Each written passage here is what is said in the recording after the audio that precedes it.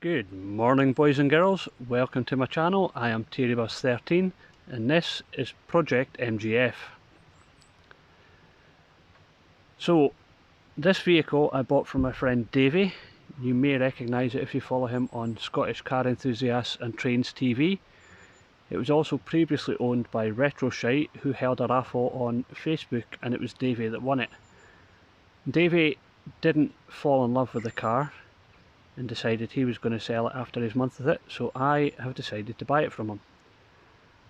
So this is a quick walk around of the car. We'll take it for a short drive and we'll see how she behaves. I think it's fair to say this car isn't the best example of the breed. It's got a little bit of rust on the front wing here. It's got a crease on the bonnet. We've got a little patch has been welded on the sill at the back under here. We've got a bit of rust on the tailgate across here. We've got a nice scratch here that David put in it when he was trying to take the removable hardtop off. A couple of scratches on the bodywork here. Another couple of scratches, presumably from the hardtop again. We've got bubbling here on the door handle. We've got a lovely bit of curbing on this front alloy. But overall, I think the best way to describe this car is she's honest. She is 21 years old now. She's done just 42,000 miles. She drives really nicely, to be fair, but the bodywork is showing signs of being 21 years old. Since I bought the car from Davey, I've done a few small jobs on it so far already. So one of the jobs we've done is we've swapped the front number plate, which is all cracked, and I've fitted these so-called 4D plates, which make a big improvement. Further than that, when I first got the car, it had this MG badge on it, which as you can see is faded and is the wrong shape. So I've swapped it for these that I got from eBay, which are in the colouring of the LE500 model, which was made in China. I fitted the same badge on the boot to replace quite an older looking badge that was there previously. While I was fitting new number plate on the back, again this is one of the 4D plates, I've also swapped the number plate bulbs for LEDs. And as well as all that, I have done a small service on the car today. We've changed engine oil and filter, we've changed the fuel filter, we've changed the spark plugs. I didn't change the air filter because I know there's two sizes, so I wanted to check what size is on this car first. Now that I've got that figure though, I'll see about getting something like a K&N or a Piper Cross panel filter and fitting that in place of the standard paper filter. Moving on to the interior, again I think it's fair to say it's not the best in breed. The driver's seat here has got some bolster wear, the speaker grille there is broken, the pedals are looking pretty hard up. However, it's an honest car. Since I've got it, I have swapped this gear knob. It was a black plasticky gear knob that was on it, and I have fitted the aluminium MG item. I need to get some heater knobs because this one here is broken, so that doesn't work the directional control. That was on the fan speed control when I first got the car, but I've swapped them around. The fan speed, it was locked on 3 or 4 and no 1 or 2, so I've changed the resistor in the blower unit down under the dash here, and that means I've got now all 4 speeds on the fan. But if we take a quick look around the interior here, we'll see what we've all got. So the stocks, left hand side is indicators, and then twist on the end for side lights and headlights. Right hand side is wipers, so pull towards you for screen wash, push down for a mist function, intermittent first speed, second speed.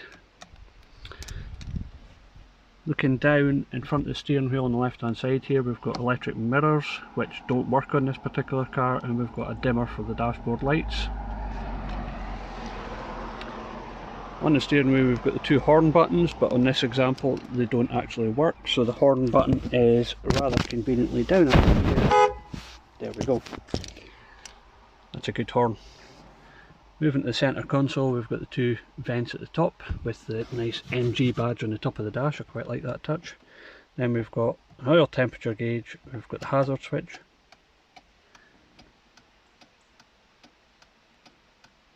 and then on this right hand side we've got a clock. We've got an aftermarket stereo. This one's got Bluetooth and everything on it, but I don't think it's going to stay for me. I'm going to see about fitting a double DIN unit that I've got from a previous car. If we move further down, we've got electric window switch for passenger side and driver side. We've got a heated rear window button because there is a hard top with this car and that has got the heated rear window. And then we've got rear fog lights. We've then got 5-speed manual gearbox. We've got a cigarette lighter and a small ashtray with some bits and bobs in it. Handbrake, proper mechanical handbrake, none of this electrical nonsense. The gator on this is looking quite well tired. We'll see about replacing that at some point. If we come a little bit further back in the console again, we've got a storage unit which I've got masks in at the minute. And then we've got this pull down unit which has got cup holders in it, but it actually makes quite a nice armrest for while you're driving.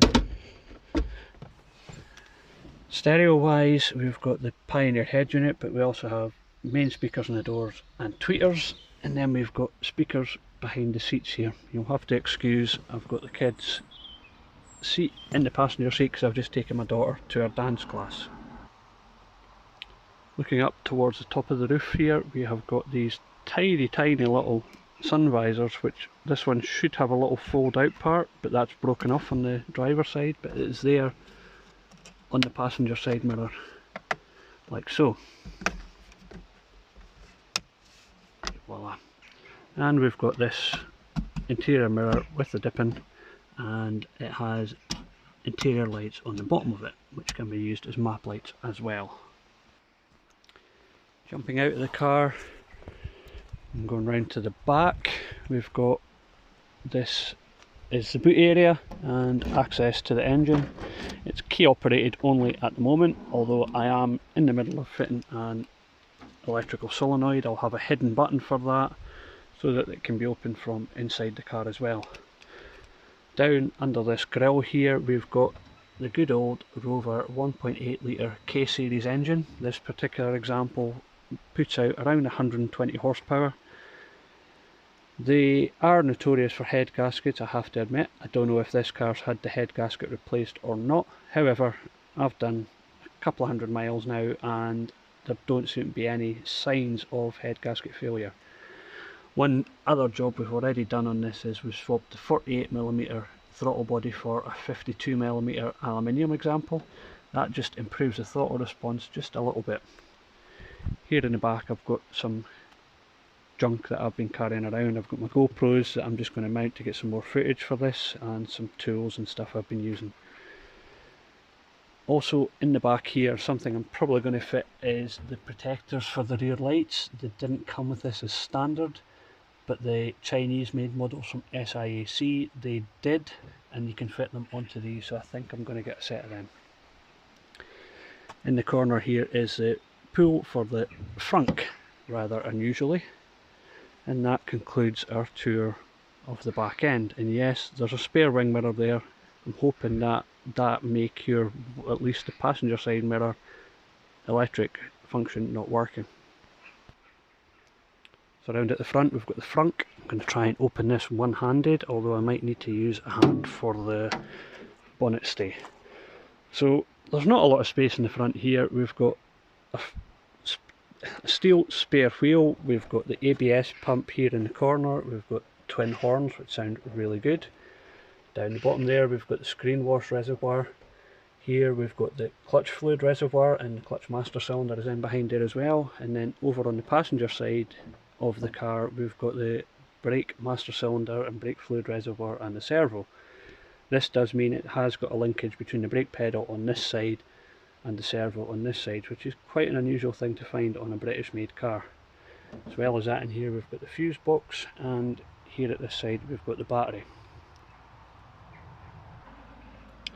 One little added extra on this, which was a celebration from Davey's wife when he announced he was selling it. She's left me a superhero sellotaped to the underside of the front.